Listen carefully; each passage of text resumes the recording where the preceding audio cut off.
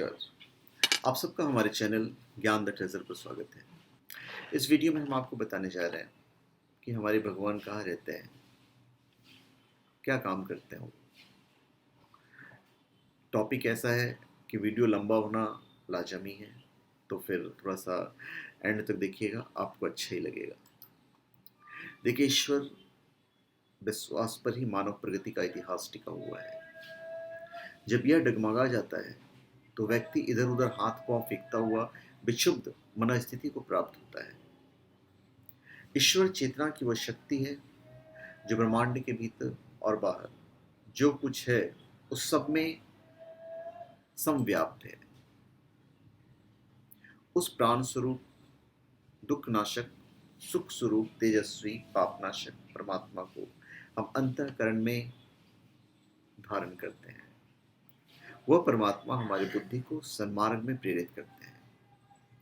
हिंदू धर्म के जो ग्रंथ हैं, वेद में ईश्वर को ब्रह्म कहा गया है और ब्रह्म को प्रणव, सच्चिदानंद, पर ब्रह्म, ईश्वर, परमेश्वर और परमात्मा भी कहा जाता है। उनके अगणित क्रियाकलाप हैं जिनमें एक कार्य इस प्रकृति का विश्व व्यवस्था का संचालन है। वेद सृष्टि के आरंभ में मनुष्यों की अमैथुनी सृष्टि के साथ परमात्मा की ओर से 4 ऋषि अग्नि, वायु, आदित्य और अंगीरा के माध्यम से प्राप्त हुए ज्ञान और उसकी पुस्तकें हैं। और इस सृष्टि को ईश्वर ने ही उत्पन्न किया है और सृष्टि की आदि में इन 4 ऋषियों सहित सभी चराचर जगत को भी उसी ने उत्पन्न किया है। वही इस सृष्टि की अपनी सर्व शक्तिमत्ता और सर्वज्ञता सहित सर्व व्यापकता और अन्य अनंत गुणों के द्वारा संचालन कर रहे हैं। और ईश्वर सर्वांतर्यामी है। हिंदू धर्म को ब्रह्मवादी धर्म भी कहा जाता है। इस ब्रह्म के बारे में उपनिषद, वेदांत, उपनिषद और गीता में सार तत्व समझाया गया है। उपनिषद और गीता के साथ ही प्रत्येक व्यक्ति को ब्रह्म सूत्र का अध्ययन करना चाहिए, ऐसा मेरा मानना है। अब ईश्वर सब संचालक होते हुए भी वो दिखाई नहीं देते, क्योंकि वो सर्वव्यापी, सर्वनियंता है। और इसी बुद्धि के कारण वो दिखाई क्यों नहीं देते, एक प्रश्न साधारण मानव के मन में उठता है कि ईश्वर कौन है, कहाँ है, कैसा है, क्या करते हैं। तो भाई, मात्र सृष्टि संचालन ही ईश्वर का काम नहीं है, क्योंकि हमारा संबंध उसके साथ इसी सीमा तक है। तो अपनी मान्यता यही है कि वो इसी क्रिया प्रक्रिया में निरत रहता होगा, अतः उसे दिखाई भी देना चाहिए। मनुष्य की यह आकांक्षा एक बाल कौतुकी कही जानी चाहिए, क्योंकि अचिंत्य, अगोचर, अगम्य परमात्मा पर ब्रह्म ब्राह्मी चेतना के रूप में, अपने ऐश्वर्यशाली रूप में सारे ब्रह्मांड में, इकोसिस्टम के कण कण में वो व्याप्त है। अभी दुनिया के सभी धर्मों से हिंदू धर्म जो है थोड़ा सा अलग अपना मत रखते हैं, जिसमें ईश्वर की धारणा जो कि बिल्कुल भी सतही नहीं है। यह ऋषियों का अनुभूत सत्य है, जांचा परखा मार्ग है। ऋषियों का उनका अपना एक अनुभव है। तो अपना अनुभव वो बड़ा ही जो अनुभव दिया है उन्होंने, वो कमाल का है। तो ब्रह्म ही सत्य है, जो ना तो पुरुष है और ना स्त्री है, वो सिर्फ ब्रह्म है। ईश्वर ना तो भगवान है, न देवी है, न देवता है, ना ही ब्रह्मा, विष्णु और महेश। ईश्वर पृथ्वी, जल, अग्नि, वायु और आकाश भी नहीं है। ईश्वर दुर्गा, राम, कृष्ण और बुद्ध भी नहीं है। ईश्वर न पिता है, न माता है और न गुरु। उसका ना कोई पिता है और ना कोई स्वामी, और ना ही वह किसी के स्वामी है। तो फिर कौन है? तो इसे समझने के लिए हमें ईश्वर के गुण, कर्म, स्वभाव को संक्षेप में जानना होगा। वेदों के उच्च कोटि के ऋषि और विद्वान स्वामी दयानंद सरस्वती जी ने आर्य समाज के 10 नियम बनाए। इसमें दूसरा नियम वेदों के सर्वथा अनुकूल बनाया गया है, जिसमें कहा गया है कि ईश्वर सच्चिदानंद स्वरूप, निराकार, सर्वशक्तिमान, न्यायकारी, दयालु, अजन्मा, निर्विकार, अनादि, अनुपम, सर्वाधार, सर्वेश्वर, सर्वव्यापक, सर्वांतर्यामी, अजर, अमर, अभय, नित्य, पवित्र और सृष्टि करता है, और उसी की उपासना करने योग्य है। तो ईश्वर कैसा है, कौन है, ये जानने के लिए हमें उसे सबसे पहले आत्मविश्वास, सुदृढ़ आत्मबल के रूप में अपने भीतर ही खोजना होगा। कहाँ खोजना होगा? हमारे भीतर ही। ईश्वर तत्व की आस्तिकता की परिभाषा अपने आप में अनूठी है और पूज्यवर की ही अपनी ऋषि प्रणीत शैली में लिखी गई है कि कौन है। तो भाई एक पॉइंट ये उठता है कि क्या आपने कभी ईश्वर को महसूस किया है या नहीं किया है? ईश्वर कहाँ है? ईश्वर तो भाई न धरती पर है, न आकाश में है, लेकिन वह सर्वत्र होकर भी अकेला है। सृष्टि से पहले भी वही था और सृष्टि के बाद भी एकमात्र वही होगा। ईश्वर सभी की आत्मा में है और सभी के आत्मा ही ईश्वर है, लेकिन वह कभी किसी को महसूस नहीं होता। उसके लिए आत्मवान होना जरूरी है। वह दूर से दूर और पास से पास है। परमात्मा सर्वव्यापक है, लेकिन माया के आवरण से परमात्मा की प्रतीति नहीं होती है। जो भूत भविष्य और सब में व्यापक है, जो दिव्य लोक का भी अधिष्ठाता है, उस ब्रह्म को तो हम प्रणाम करते हैं। ऐसा ऋग्वेद में कहा भी गया है। हम उस ईश्वर की उपासना करने योग्य हैं। इस नियम में ईश्वर के कुछ मुख्य गुण, कर्म और स्वभाव सम्मिलित होते हैं। ये सभी गुण इस सृष्टि में कार्यरत नियमों के आधार पर सत्य सिद्ध होते हैं। ईश्वर का एक गुण उसका सर्वव्यापक और सर्वांतर्यामी होना है। ईश्वर की सर्वव्यापकता से ही यह संभव हुआ है कि सृष्टि बन सकी है। अतः ईश्वर इस सृष्टि में सर्वत्र अर्थात प्रत्येक स्थान पर समान रूप से विद्यमान है। इसके समस्त गुण भी सर्वत्र अखंड और एक रसता से उसमें विद्यमान है। ईश्वर प्रकाश स्वरूप है। उसे कोई अपौरुष रचना और कार्य करने के लिए सूर्य या प्रकाश यदि किसी साधन की आवश्यकता नहीं पड़ती। वो पृथ्वी के भीतर और माता के गर्भ में भी, जहाँ गहन अंधकार है, संतान व उसके सभी अंग प्रत्यंगों सहित मनुष्य आदि प्राणियों के शरीरों की रचना करता है। तो एक जटिल तत्व दर्शन जिसमें नास्तिकता का प्रतिपादन करने वाले एक एक तथ्य की काट की गई है, उसको कैसे सरस बनाकर व्यक्ति को आस्तिकता मानने पर विवश कर दिया जाए, यह विज्ञ जन वांग्मय के इस खंड को आप सुनकर अनुभव कर सकते हैं। ईश्वर के संबंध में भ्रांतियां भी कम नहीं है, बहुत सारी भ्रांतियां हैं। कुछ लोग जो हैं वो कषाय कल्मशों को धोकर साधना के राजमार्ग पर चलने को एक झंझट मानकर किसी और पगडंडी पर वो मार्ग ढूंढते हैं। शॉर्टकट पसंद। ईश्वर जो है सर्वत्र है, जैसा कि मैंने आपको बताया है। उसके बाद ईश्वर केवल एक है, उसके जैसा दूसरा कोई नहीं है। ईश्वर दयालु, प्रेमपूर्ण और जगत का रखवाला है। वो सच्चिदानंद अर्थात सत्य, चित्त और आनंद स्वरूप है। वह पर ब्रह्म एकात्म भाव से एक मन से तीव्र गति से चलने वाले हैं।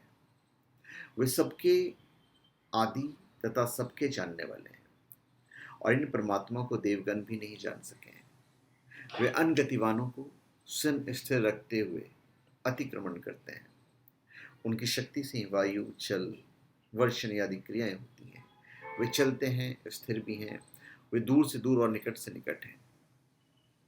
वे संपूर्ण विश्व के भीतर परिपूर्ण हैं तथा इस विश्व के बाहर भी हैं। निराकार, निर्विकार, निर्विकल्प, कोई मूर्ति नहीं बनाई जा सकती उनकी। ईश्वर क्लेश, कर्म, विपाक, आशय, इन चारों से अपरामष्ट जो संबंधित नहीं है, वही पुरुष विशेष ईश्वर है। अर्थात जो बंधन में है और जो मुक्त हो गया है, वो ईश्वर नहीं है। बल्कि ईश्वर न कभी बंधन में था, न है और न रहेगा। ईश्वर की जब हम बात करते हैं तो ये भी खंडन हो जाता है कि ईश्वर किसी स्थान विशेष या क्षीर सागर, चैथे आसमान या सातवें आसमान पर रहता है।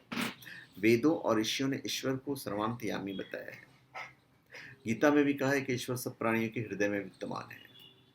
वो वस्तुतः सत्य है, जिसका विश्वास वेद और वैदिक साहित्य के अध्ययन सहित चिंतन और मनन करने पर सभी मनुष्य को हो सकता है। अतः ईश्वर कहाँ रहता है? प्रश्न का उत्तर है कि ईश्वर संसार में सब जगह और सब स्थानों पर विद्यमान है, और उसे प्राप्त करने के लिए हमें उसे अपने हृदय और आत्मा के भीतर ही खोजना होगा, वहीं वो प्राप्त होगा। उसे ढूंढने के लिए किसी तीर्थ और प्रसिद्ध स्थानों पर जाने की आवश्यकता कदापि नहीं है। ईश्वर का कोई संदेशवाहक नहीं है। संदेशवाहक देवी और देवताओं के होते हैं। ऋषियों ने ईश्वर के वचनों को सुना है और उसकी स्तुति की, जिसे वेद कहा गया है। वे ईश्वरीय वचन है जिनमें आदेश, संदेश या आज्ञा नहीं है। ब्रह्म या ईश्वर न न्याय करता है और न ही अन्याय करता है, लेकिन जो उसका ध्यान करते हैं उसके साथ कभी अन्याय नहीं होता। हमें योग दर्शन का अध्ययन कर उसके अनुसार यम और नियमों का पालन करते हुए धारण, ध्यान और समाधि को सिद्ध करना चाहिए। और ईश्वर किसी को भयभीत करने वाला और ना ही प्रेम करने वाला है। जो उससे प्रेम करते हैं वे स्वतः ही उसके सानिध्य में होकर सुरक्षित हो जाते हैं। जो उससे भयभीत रहते हैं वे अपने पापों के कारण ही भयभीत रहते हैं, नहीं तो फिर भयभीत रहने की कोई आवश्यकता ही नहीं। कोई आवश्यकता नहीं है भयभीत रहने की। ईश्वर का अपनी आत्मा में साक्षात्कार और प्रत्यक्ष कर सकते हैं आप। समाधि अवस्था में साधक और उपासक को ईश्वर का साक्षात्कार होता है। उपासक वेद के शब्दों में कह उठता है कि उसने ईश्वर को जान लिया और प्रत्यक्ष कर लिया है। वो ईश्वर महान है। वह आदित्य वर्ण वाला है तथा अंधकार और अज्ञान से सर्वथा रहित है। वह पूर्ण ज्ञान से युक्त सर्वज्ञ है। क्या है? सर्वज्ञ। ईश्वर जड़ से बढ़कर प्राण है और प्राण से बढ़कर मन। क्या है? जड़ से बढ़कर प्राण है, प्राण से बढ़कर मन, मन से बढ़कर बुद्धि है और बुद्धि से बढ़कर विवेक, विवेक से बढ़कर चेतना है और चेतना से बढ़कर आत्मा, और आत्मा ही सभी को धारण करने वाली है। और इसी आत्मा को धारण करने वाला कौन? परमात्मा। उस ब्रह्म से प्रकट यह संपूर्ण विश्व है जो उसी प्राण रूप में गतिमान है। ईश्वर न सृष्टि रचयिता है और न ही सृष्टि का रखवाला। उसके होने से ही सृष्टि हुई है और उसके होने से सूर्य, तारे, पृथ्वी तथा दूसरे ग्रह, नक्षत्र काबू में रहते हैं। उनके काबू में रहने से ही प्राणियों का अस्तित्व विद्यमान है। तो ऐसा होने पर भी ऐसा नहीं है, अर्थात उसकी उपस्थिति से ही सब कुछ है और उसकी इच्छा से ही सभी सुरक्षित हैं और उसकी इच्छा से ही विध्वंस। इससे भिन्न ईश्वर को प्राप्त करने, मोक्ष प्राप्त करने और मृत्यु से पार जाने का अन्य कोई मार्ग नहीं है। अतः ईश्वर सभी जगहों पर विद्यमान है। उपासना द्वारा उसका साक्षात्कार किया जा सकता है। साक्षात्कार होने पर ही मनुष्य जन्म और मृत्यु के अवागमन से छूटता है तथा ईश्वर के आनंद और सानिध्य को मुच्छावधि 21 नील और 10 खरब वर्षों से अधिक कालावधि के लिए प्राप्त होता है। तो ईश्वर क्या करता है वो भी संक्षेप में जान लेते हैं। वह अपनी अनादि व नित्य प्रजाजीव जो कि अनंत संख्या में है, उनके पूर्व जन्मों के कर्मों के अनुसार सुख और दुख रूपी फल प्रदान करती है। तो इसके लिए सृष्टि की रचना कर उन्हें वेदों का ज्ञान देती है, जिसमें मनुष्य के करणीय और अकरणीय कर्तव्यों का ज्ञान है। जीवात्मा और मनुष्य आदि भिन्न भिन्न योनियों में जन्म लेकर अपने पूर्व जन्म का फल भोगते हैं। मनुष्य योनि ही उभय योनि है, अर्थात कर्म और फल भोग योनि। मनुष्य योनि में मनुष्य को कर्म करने की स्वतंत्रता भी है और साथ ही उन्हें पूर्व कर्मों, जिसमें इस जन्म से पूर्व जन्मों के कर्म भी सम्मिलित हैं, सुख और दुख रूप में भोगने होते हैं। मनुष्य का किया हुआ कोई भी कर्म बिना भोगे क्षय व नाश को प्राप्त नहीं होता है। देखिए, धरती से बढ़कर जल है, जल से बढ़कर अग्नि, अग्नि से बढ़कर वायु है और वायु से बढ़कर आकाश, आकाश से बढ़कर महत है और महत से बढ़कर आत्मा, और आत्मा से बढ़कर एकमात्र परमात्मा ही है जो सभी को धारण करने वाला है। तो भाई उस ब्रह्म से प्रकट यह संपूर्ण विश्व है जो उसी प्राण रूप में गतिमान है। उद्दत व्रज के समान विकराल शक्ति ब्रह्म को जो मानते हैं अमरत्व को प्राप्त हो जाते हैं। किसको? अमरत्व को प्राप्त हो जाते हैं। अतः हम सबको कभी भी कोई भी अशुभ और पाप कर्म नहीं करना चाहिए। यदि करेंगे तो इस जन्म और बाद के जन्मों में अश्वमेघ भोगने होंगे। मनुष्य से इतर अन्य सभी प्राणी योनियों केवल भोग योनियां होती हैं, जहां जीव मनुष्य योनि में किए गए अपने पाप कर्मों का फल भोगते हैं। यह पशु पक्षी आदि प्राणी भी पूर्व जन्मों में मनुष्य रहे थे, परंतु अधिक पाप कर्मों के कारण परमात्मा ने इनको फल भोगने के लिए इस जन्म में पशु या पक्षी आदि बनाया, और भोग समाप्त होने पर मनुष्यत्व जीवों का पुनः मनुष्य योनि में जन्म होगा। तो भाई ईश्वर कौन है, कैसा है, यह जान लेने पर भी, रोजमर्रा उदाहरणों से विज्ञान सम्मत शैली द्वारा समझ लेने पर भी किसी का कोई भी कुछ संशय नहीं रह जाता है कि आस्तिकता का तत्व दर्शनीय है। तो क्या कहते हैं आप? अस्तित्व का तो दर्शन ही है ना। स्वयं को जानने वाला ही ईश्वर को जान सकता है, तो स्वयं को जानिए। और ईश्वर तक पहुंचने के दो ही रास्ते हैं, शरणागति और ध्यान। ये दो मार्ग अभ्यास और जागृति से हासिल किए जा सकते हैं। अहम ब्रह्मास्मि अर्थात मैं ही ब्रह्मा हूं। तत्व सुमी तत्वस्मि अर्थात तू ही ब्रह्मा है। एक में ब्रह्म सत्य अर्थात वो ब्रह्मा ही सत्य है, वो ब्रह्म ही सत्य है, ब्रह्मा भी नहीं, ब्रह्म ही सत्य है। इसका मतलब वह ब्रह्म मुझ में है, तुझ में है और सर्वत्र होकर भी अकेला है। शरीर में रहने वाला या शरीर में रहकर आत्मा जागृत, स्वप्न और सुसुप्ति का अनुभव करती है, और इस दौरान मस्तिष्क की क्षमता से अनावश्यक और निरंतर चलने वाले विचारों से प्रभावित होती रहती है। आपके लिए विश्वास अविश्वास इसलिए भी जरूरी है कि ईश्वर विश्वास यदि धरती पर नहीं होगा तो समाज में अनीति मूलक मान्यताओं वर्जनाओं को लांघकर किए गए दुष्कर्म का ही बाहुल्य चारों ओर होगा। कर्म फल से फिर कोई नहीं डरेगा, और चारों ओर नर पशु नर कीटकों का या जिसकी लाठी उसकी भैंस वाले शासन पर नजर आएंगे।